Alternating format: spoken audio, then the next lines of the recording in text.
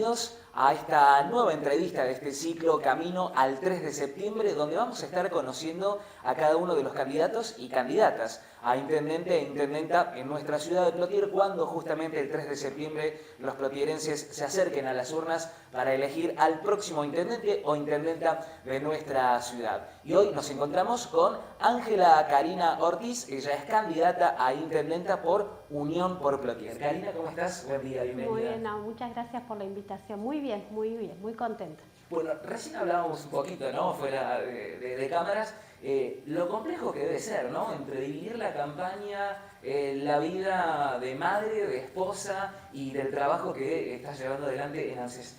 Contame cómo haces para distribuir el día con tantas tareas. Nada, me levanto muy temprano, me levanto tipo 5:30 de la mañana.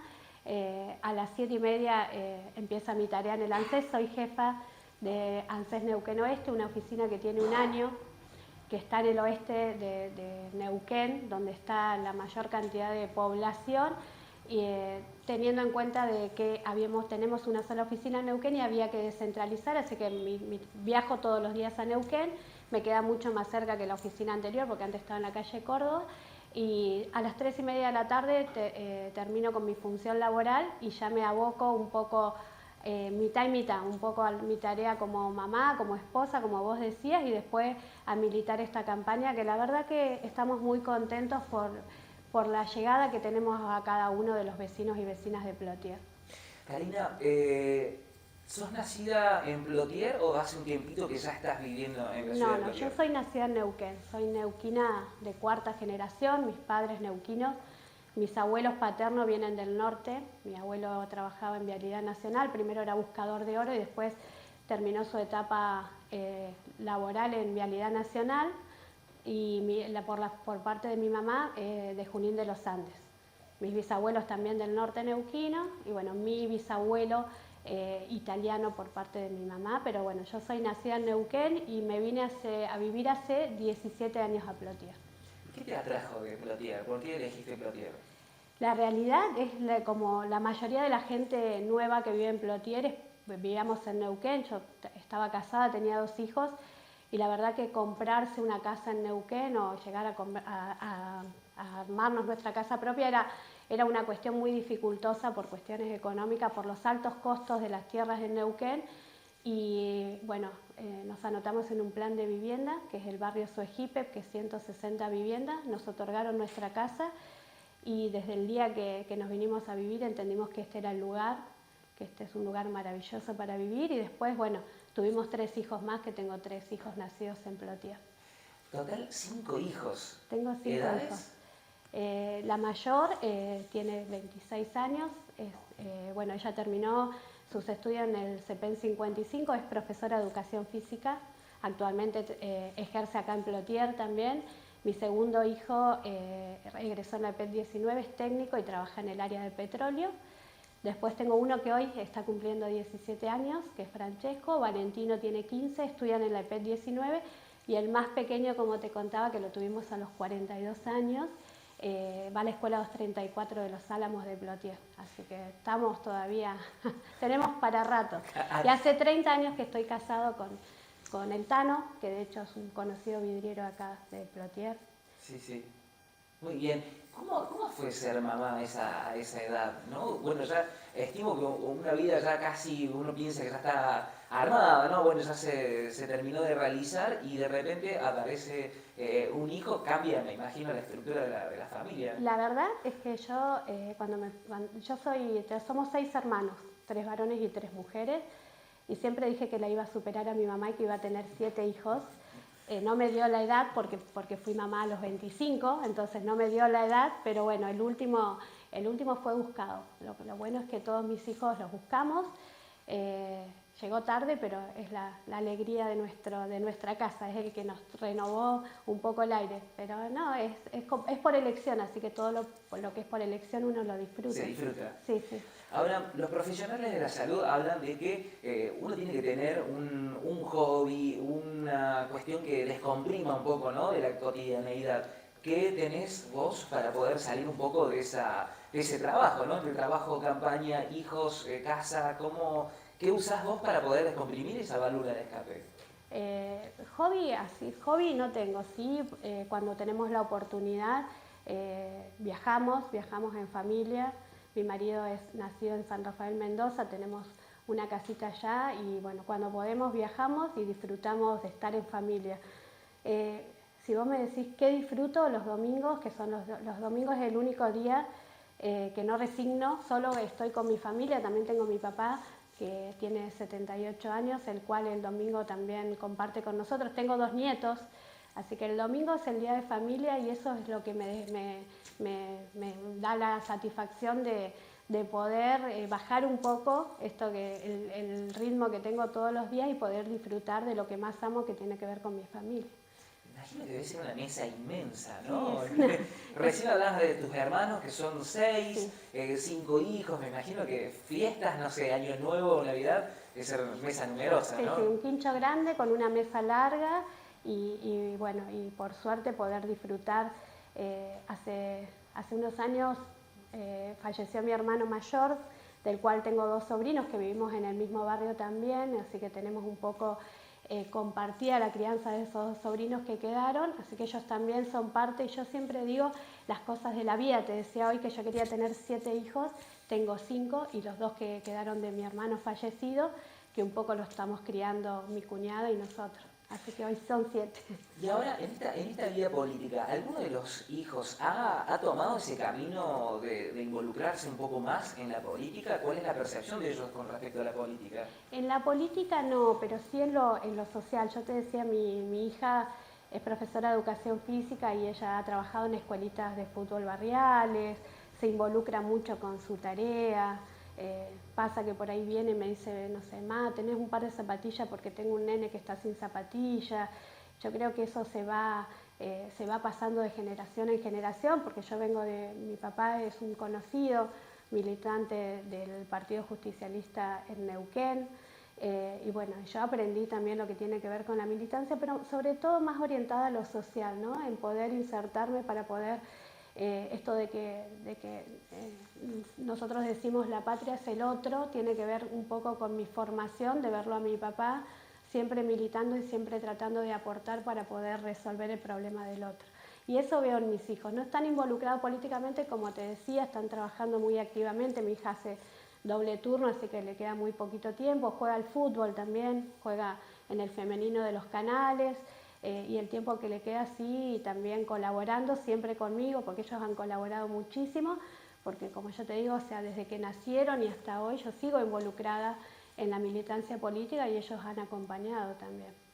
¿Cómo fue? Me imagino en esto, fue una de las grandes conversaciones, ¿no? Plena pandemia, encerrados en casa, familia numerosa. ¿Cómo fue llevar pandemia? Me imagino estos 5 hijos, más papá, mamá, 7 personas. ¿Cómo pudieron convivir en la pandemia? No estuve, los chicos sí, nosotros no. Nosotros, ANSES fue un organismo que no cerró nunca porque éramos de tarea esencial. Así que yo fui a trabajar durante toda la pandemia. Mi esposo estuvo un tiempo, también como te decía, es vidriero, y también cuando le autorizaron a trabajar, fue a trabajar, pero aparte, yo tengo un kiosco en casa. ¿Dónde? En casa, en el 160 viviendas, sí, que bueno, que está atendido por, tengo personas que lo atienden, pero hasta las 8 de la tarde y después de las 8 hasta las 11 de la noche lo atendemos entre mi marido y yo, así que también tuvimos abierto el negocio en las horas que se podía estar atendiendo. Para nosotros la pandemia fue como casi normal, excepto que los chicos estaban estudiando en lo virtual, así que nos pasó bastante desapercibido y por suerte en la familia no tuvimos ninguno afectado. Ya te digo, yo iba todos los días a trabajar porque fuimos de tarea esencial, en la oficina éramos no más de 10 personas. Yo estaba exceptuada igual por tener hijos menores, pero bueno, entendiendo que esto, ¿no? De que uno tiene que pensar en el otro, y a nosotros nos pasaba en el ANSES que las personas que fallecían tenían que ir a hacer el trámite para que a alguien les quede la pensión. Las mujeres se seguían embarazando y teniendo hijos y había que resolver esa cuestión que es vital también, sobre todo para el que está del otro lado. Así que estuvimos ahí trabajando 10 compañeros y pudiendo asistir durante toda la pandemia y que las puertas del ANSES estuvieran abiertas. ¿Cómo viviste esa etapa en la cual me imagino que debes haber escuchado muchas historias, de haber encontrado con muchas realidades? ¿Cómo te impactó eso a vos?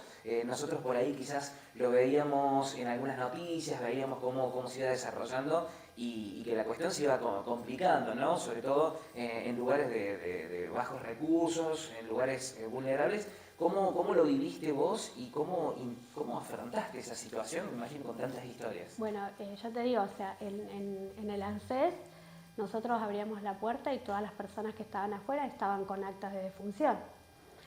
La verdad que fue muy duro, muy difícil. Nos pusimos a disposición de cada una de las personas entendiendo lo que significaba ese papel que traían, que era un familiar que había fallecido con mucha incertidumbre, sin saber lo que iba a pasar. Nunca le tuve miedo a la pandemia, o sea, no lo vivimos con miedo. De hecho, mi hija embarazada de 7 meses se contagió, junto con su pareja se quedaron en su casa, mi hijo también se contagió, hizo la cuarentena, ninguno tuvieron ningún tipo de problemas, pero sí poniéndome a disposición. En el barrio también hacíamos comandos como para llevarle alimento a la gente. No sé, yo vivo en el barrio 160, donde la verdad que los vecinos son muy comprometidos con estas cuestiones. Así que con varios vecinos juntamos alimento y sobre todo asistíamos a las personas mayores que no podían salir de sus casas y poniéndonos al servicio de lo que podíamos hacer. Con mucho más trabajo que lo normal vivimos la pandemia, por lo menos en casa. Claro, se intensificó, ¿no?, lo que se venía haciendo. Ahora, ¿esto te empujó a vos a elegir esta carrera política, digamos, de involucrarte más en profundidad en la política, o ya venías trabajando políticamente antes? No, yo siempre, como te decía, acompañando a mi padre desde muy joven, también milité en los secundarios. Tengo una militancia, pero siempre de acompañar. Es la primera vez que me toca este lugar, que elegí, bueno, me lo propusieron un grupo de compañeros, de compañeras, de vecinos, y elegí involucrarme porque entiendo que si no uno se queda siempre con la queja. Vos hablás con el vecino que hablás y se queja.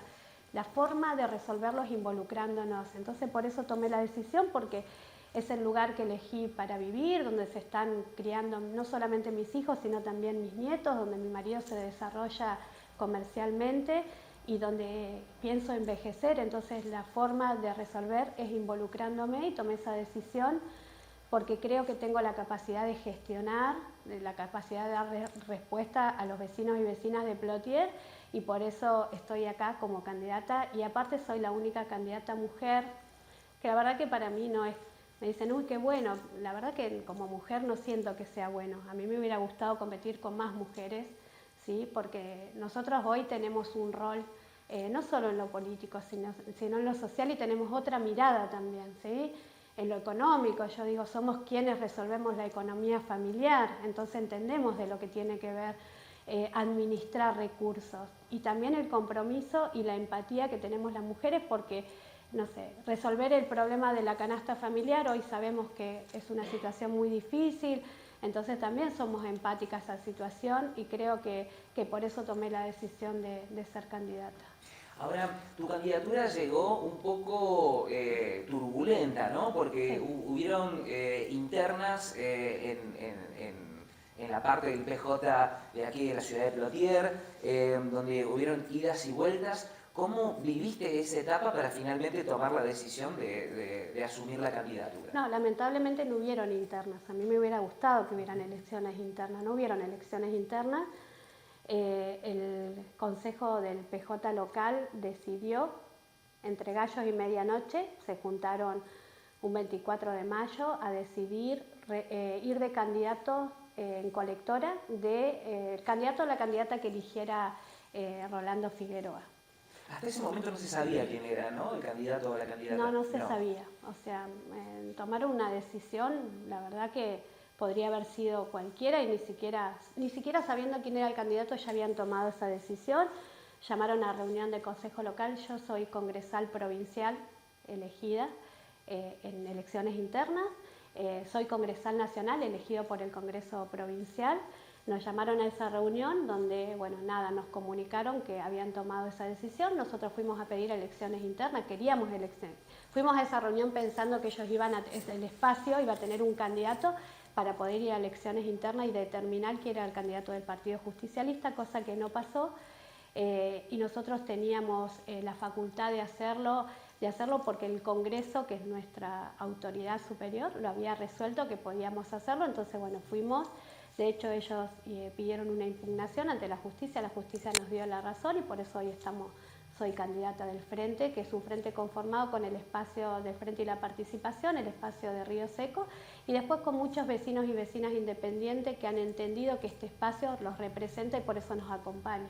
Muy bien. ¿Y qué pasó con esta facción que quedó relegada, ¿no? Que primero intentó abrirse y hacerlo por su cuenta? ¿Qué pasa con esta facción? ¿Qué ha pasado? ¿Hay un acompañamiento o directamente se ha cortado la comunicación? No. Ellos después de esta situación, no, la verdad si me preguntás, no tendrías que preguntarle a ellos dónde están y qué están haciendo, pero no están acompañando este espacio.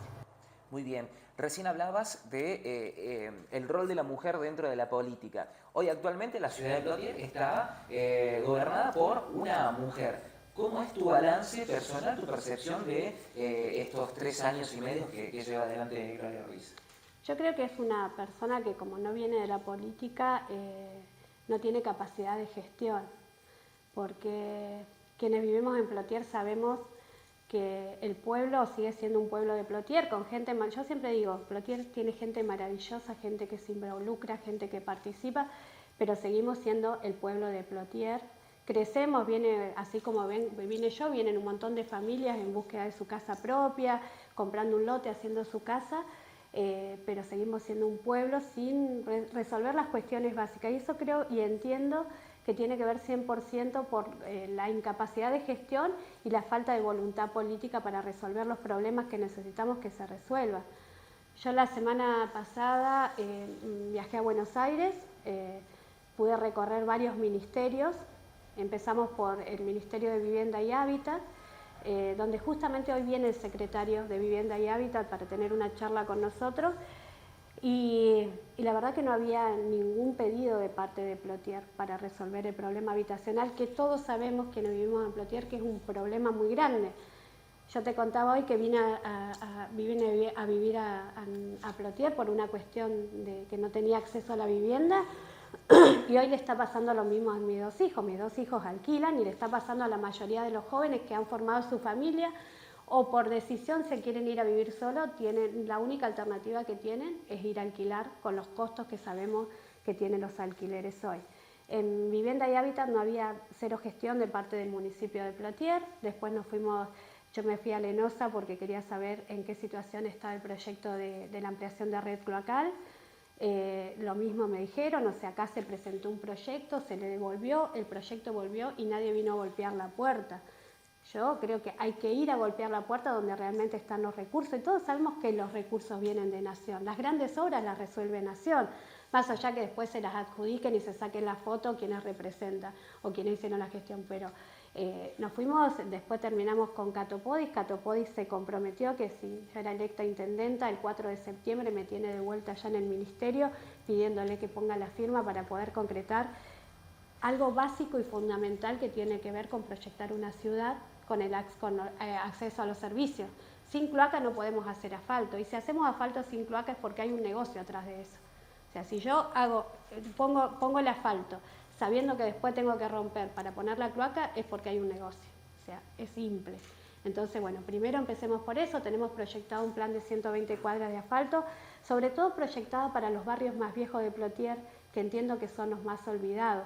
Más allá que la problemática la tienen todos los barrios, nosotros tenemos que darle respuesta a los viejos barrios de Plotier, que son los que hicieron a este Plotier, y hoy no la tiene.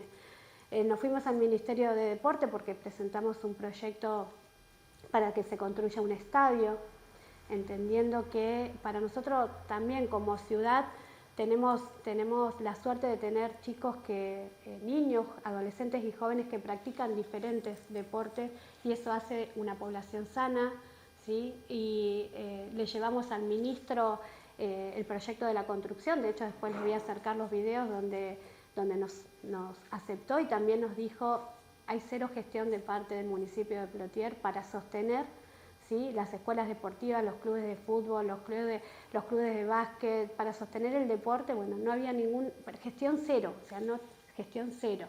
Nosotros pudimos resolver ahora, gestionar para los canales un programa de obras para clubes, que se le va a otorgar en breve 2 millones de pesos para que puedan construir, adecuar los vestuarios, porque tienen vestuario solo para masculino, adecuarlo para las chicas que juegan fútbol femenino, y después ellos van presentando la documentación, eso se le va otorgando, se le sigue otorgando para que puedan ampliar. Bueno, eso no estaba gestionado de parte del municipio. Nos fuimos a Cultura también por el tema del zaguán, que bueno, próximamente se quedan sin el espacio. Pudimos hacer una intervención ahí como para que se le dé un subsidio y para que puedan alquilar hasta que tengan el problema resuelto, que de hecho también nos juntamos con la gente del zaguán y nos dicen que en la época de Peresini se les otorgó un terreno que nunca lo tuvieron, o sea, se hicieron las fotos, se hicieron la prensa y estamos en veremos, y eso pasó hace muchos años y no pueden concretar o empezar una obra para tener su espacio propio porque nunca se le entregaron los papeles de ese terreno. Lo que pasa siempre en elecciones, o sea, salen a mostrar un montón de cosas, a hacer un montón de actos que después se olvidan, ¿sí? Lo hacen. Yo a los lugares que voy dice, bueno, acá vinieron, nos trajeron tal cosa, acéptenlo, porque va a ser ahora y después durante 3 años no los vemos más, ¿sí? Entonces, lo que nosotros visualizamos en los ministerios nacionales es que no hay gestión, y eso es lo que yo creo que tengo las capacidades y sobre todo la voluntad política de ir a golpear tanto, no solamente a Nación, sino a provincia también. La mala relación de la intendenta hace que provincia también nos cierre las puertas, y me parece que nosotros tenemos que tener la mejor relación con el gobernador, ¿sí? Y eso también la vamos a tener, nos vamos a sentar, porque entendemos que nosotros somos quienes representamos los intereses de los vecinos, ¿sí? Por eso tenemos que tener esa capacidad y esa voluntad política de ir, gestionar y resolver.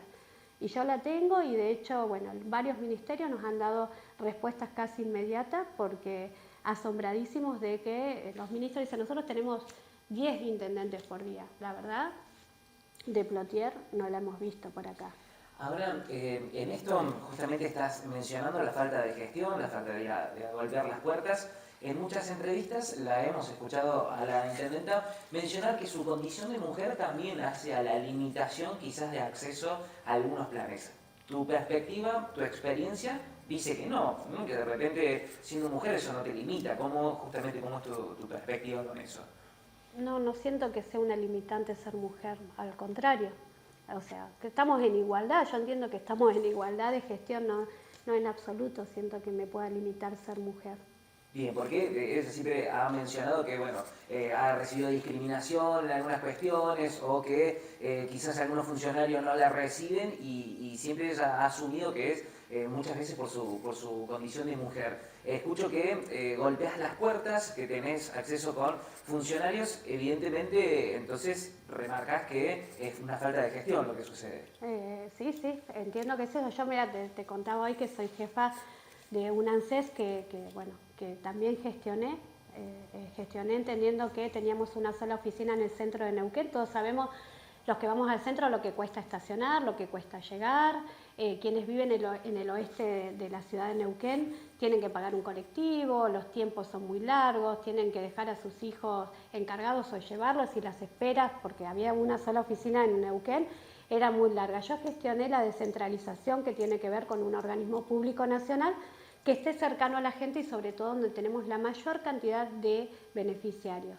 Se hizo, tenemos un ANSES de lujo con una infraestructura hermosa, iluminada de primer nivel, y durante un año gestioné con 3 organismos públicos nacionales que hoy estamos atendiendo en el mismo espacio físico. Y en ningún momento me dijeron que no por ser mujer. Hoy atiende Migraciones, atiende Superintendencia de Servicios de Salud y atiende PAMI en forma permanente en el mismo espacio físico, donde le resolvemos el problema a la gente. O sea, la gente puede hacer cualquier trámite, y ahora vamos a gestionar también para que este AFIP, que sería el último organismo nacional importante para darle respuesta a los ciudadanos de Neuquén. Bueno, la gestión se hizo, es la voluntad política, lo que digo yo que hay que tener, y sentarse con quienes tienen la capacidad de responder, y lo resolvimos en un año. Y hoy somos la única oficina a nivel país que 4 organismos públicos nacionales atienden en el mismo espacio físico. Ahora nos vamos un poco justamente a lo nacional. Asumo que estás embebida y empapada en lo que sucede justamente en un año electivo en el cual se deciden el futuro, ¿no?, de la Argentina. Siempre se suele decir lo mismo, pero estamos ante en una situación que es un poco compleja, ¿no? Ya veníamos de un par de años complejos, en este año se acentúa un poco más. ¿Cómo es el balance post-paso, ¿no? Han pasado justamente las primarias abiertas, simultáneas y obligatorias. ¿Cómo es el balance que hacen ustedes desde la ciudad de Plotier en relación con lo que sucede a nivel nacional? ¿Te referís al triunfo Dentro de tu Milei? espacio. Sí, podemos hablar del fenómeno Milei y si hay alguna autocrítica dentro del espacio para, bueno, justamente viendo los números, quizás esto, ¿no? Hubo sorpresas, ¿no?, en propios y ajenos con el porcentaje que sacó Milei. ¿Cuál es el balance que hacen ustedes, ¿no? Primero con los integrantes de Plotier y luego ya a nivel nacional de Unión por la Patria, Sí, ¿no? sí, yo creo que el balance es general porque pasó en todo el país, no es un fenómeno que se haya hecho por región o haya pasado por región, el fenómeno es en todo el país, creemos que es un voto pasional, la gente está enojada, ¿sí? La gente está enojada por la economía, por la inflación, por un montón de cuestiones y bueno, fue un poco el voto castigo y en otro el voto de Milei le sale a decir a la gente lo que la gente quiere escuchar, ¿sí? Y tiene que ver un poco lo que yo te decía, o sea, si yo me pongo a decir que todo está mal y que todo está mal y que yo voy a venir a resolver lo que está mal, pero atrás de eso no hay ningún proyecto, creo que puedo capitalizar acá en Plotier. Si yo salgo a hablar mal de los otros candidatos de la gestión, puedo capitalizar el voto enojo. Pero si nos ponemos a leer, si nos interesamos por saber cuál es la propuesta de Milei, es ahí donde creo que nosotros tenemos que hablar con quienes votaron a Milei. Muchos decían los jóvenes, pero no, fueron trabajadores, fueron jóvenes, fueron adultos mayores. Lo que eligieron esa opción como el voto enojo es que Milei no tiene un proyecto de país, o sea, Milei habla de que el Estado no tiene que existir, que la educación pública no tiene que existir, que la salud pública no debe existir. Y muchos de esos que votaron por el enojo llevan a sus hijos a la escuela pública. Yo, por ejemplo, tengo 3 hijos que van a la escuela pública. Yo si hoy tengo que solventar, llevarlo a la escuela privada, tengo que elegir o llevarlo a la escuela o darles de comer. Y ni te cuento si se enferman. Entonces, creo que nosotros tenemos que clarificarle, ¿sí?, a esas personas que votaron por enojo, que en realidad cuál es el proyecto de país que tiene Milei y cuál es el proyecto de país que tenemos nosotros, por ejemplo, mi espacio, bueno, el espacio de Sergio Massa, que también entiendo y yo también, como yo te decía, soy mamá y voy a comprar todos los días para comer y tengo un negocio donde las cosas me aumentan, pero también entiendo lo que hay del otro lado y creo que tenemos que salir a clarificar y hablar con el vecino para poder hacerle entender que Milei no es la opción y no es lo que va a resolver los problemas del país. De hecho, atemoriza mucho saber qué puede llegar a pasar si Milei fuera presidente. La verdad que a mí me da un poco de miedo. Uno ve el mapa de las PASO 2019 y ve el mapa de las PASO 2023. Hay una clara diferencia, ¿no? En las 2019 el mapa era absolutamente en ese momento era Unión por la Patria, no, ahora es Unión por la Patria. Era, bueno, justamente el gobierno que terminó llevando a Alberto Fernández a la presidencia, excepto Córdoba, que había elegido a Juntos por el Cambio. Hoy el mapa es absolutamente casi liberal, si se quiere. ¿Qué sucedió en el medio? ¿Qué pasó entre el 2019 y el 2023 que hizo que hubiese ese cambio tan rotundo? Yo creo que el gran perdedor es Juntos por el Cambio igual, ¿sí? Entiendo que Juntos por el Cambio no logró capitalizar y también durante 4 años los argentinos también tenemos memoria, ¿sí? Durante 4 años lo que hizo Macri fue desastroso, de hecho nos dejó una deuda impresionante con el fondo, que es lo que estamos pagando ahora y que nos acarrea todas estas cuestiones económicas. Te vuelvo a reiterar, para mí el gran perdedor fue Juntos por el Cambio y entiendo que Milei capitalizó el voto del enojo, el voto de la bronca y nada, con un discurso en TikTok diciendo y enojándose con todos, que no sirve nada, pero bueno, hay que sostener un país y yo creo que Milei no tiene la capacidad para hacerlo, estoy convencida de que no es así. Vamos a un hipotético caso, llegamos a las elecciones en octubre, al balotaje termina pasando Milei y seguramente alguno de los candidatos, sea Massa, sea Patricia Bullrich. En el hipotético caso de que Milei sea el presidente, ¿cómo sería una gestión de Karina Ortiz en la ciudad de Plotier, dependiendo justamente de obras y distintas gestiones en Nación? Yo tengo claro lo que voy a hacer como intendenta, lo que no tengo claro que puede llegar a ser Milei como presidente. Entonces tendría que ver, bueno, cuáles son las medidas que tomaría Milei como para poder ir a gestionar. Yo que te digo, o sea, nosotros no podemos pensar un país sin el Estado.